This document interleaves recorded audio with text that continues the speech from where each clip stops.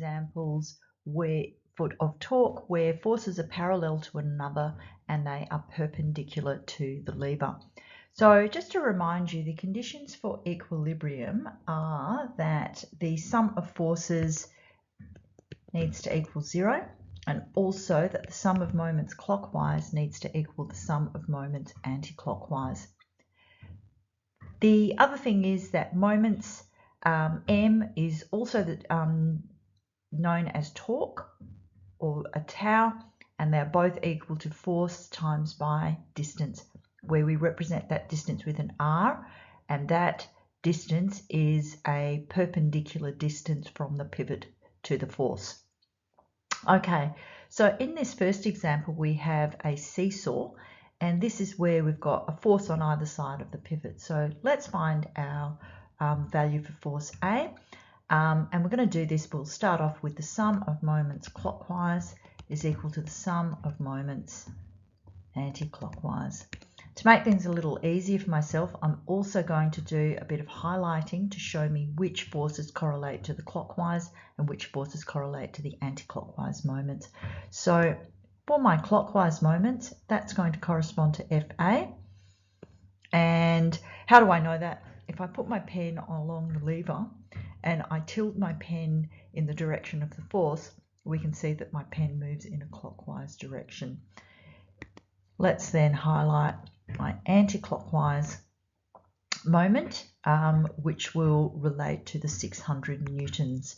Okay, so we then write an equation. So I've got my clockwise, so that's going to be FA times by RA, and for my anti-clockwise, I've got F1 times by R1. Note that the subscripts that I've used are mostly random. They could be picked up off the diagram, but it's just to help me know what I'm doing.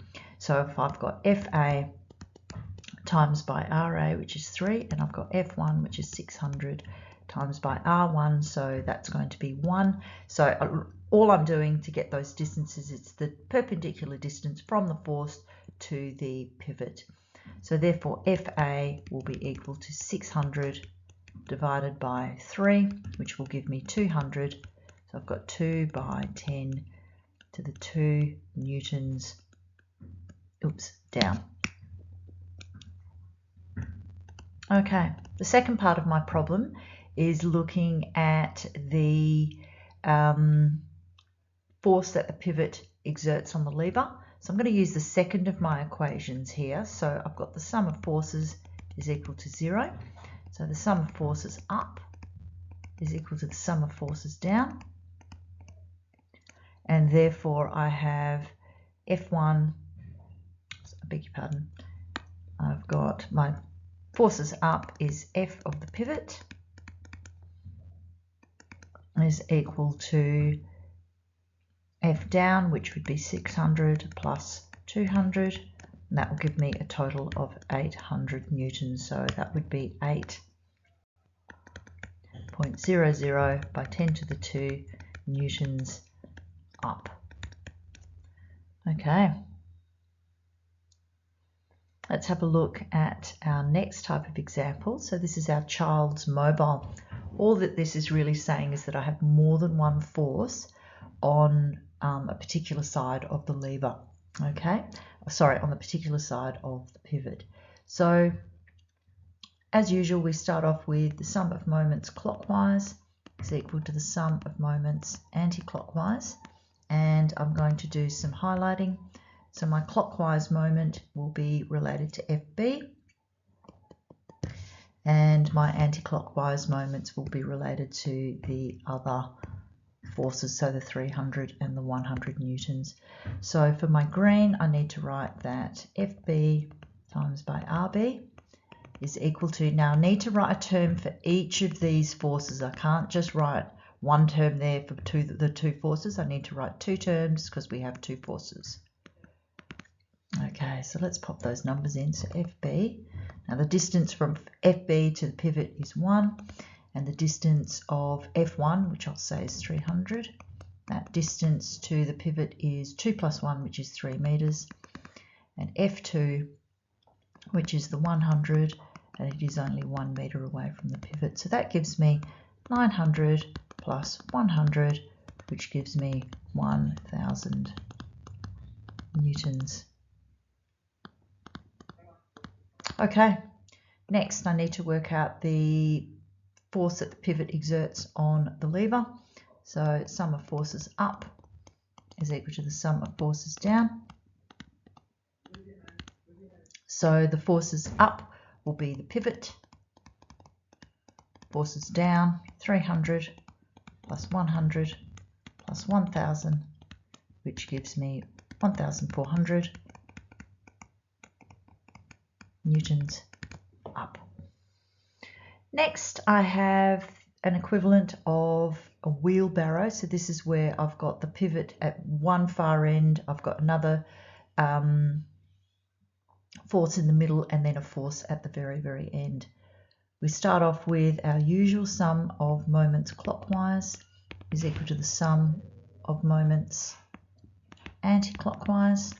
And let's do some highlighting here. So what's our clockwise moment? So that will be the 1,000, and our anti-clockwise will be FC.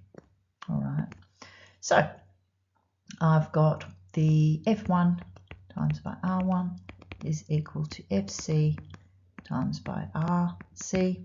So F1 is 1,000 times by R1, which would be the 0.5, and then FC, which is unknown, times by RC, which is 1.5. So therefore you can see that FC would be equal to 1,000 times by 0.5, which is 500, divided by 1.5, which gives me 3.33 by 10 to the 2 newtons up. Next, we need to work out the force that the pivot exerts on the lever. So I've got sum of forces up is equal to the sum of forces down. Okay, so we need to take a little bit of care here. It's not as straightforward as before, but I've got the force of the pivot is up, plus the force of FC is up, and then I've got my down, which is 1,000. So let's just pop those numbers in. F of the pivot plus 333 is equal to 1,000. So F of the pivot must equal 6.67 by 10 to the 2 newtons up. Okay, next we have a bridge type of example. So here the pivot hasn't been put in for you. All right, so all the other ones, the pivot was put in. This one, the pivot is not put in. So you need to put the pivot in for yourself. Where do you put the pivot? You always put the pivot where there is a force that you do not know, so that it takes it out of the equation. And I always redraw my diagram, otherwise it confuses me. Now the first part asks you for the force at pillar A. So that means that I'm going to put my pivot where B is. Then I can pop in my force there due to pillar A, and note that the force from pillar A must be pushing the bridge up in order to support it. And then I've got my weight force here of 5,000 newtons. All right. Oh, I've forgotten to put my distances in there. Apologies. Okay, so then this is 2 meters, and this is another 2 meters. All right.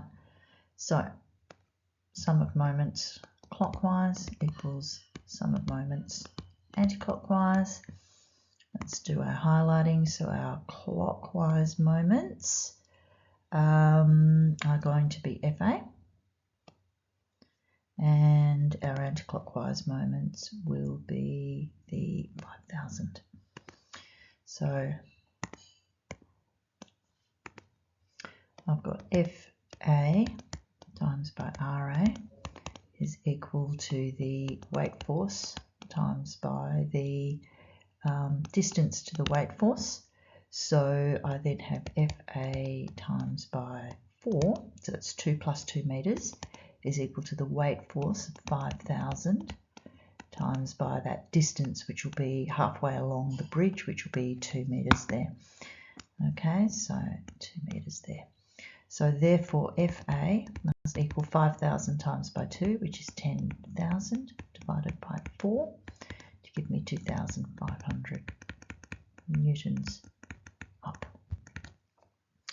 All right, so what's force B going to be? Well, let's go back to our sum of forces up is equal to the sum of forces down. So this will be FA plus FB is equal to 5,000 newtons. So I have 2,500 plus FB is equal to 5,000. So FB is equal to 2,500. So same as FA, which is exactly what we would expect because the weight is evenly distributed along the bridge. Therefore, the weight force is acting through the center and each pillar will support the same amount of force. Alternatively,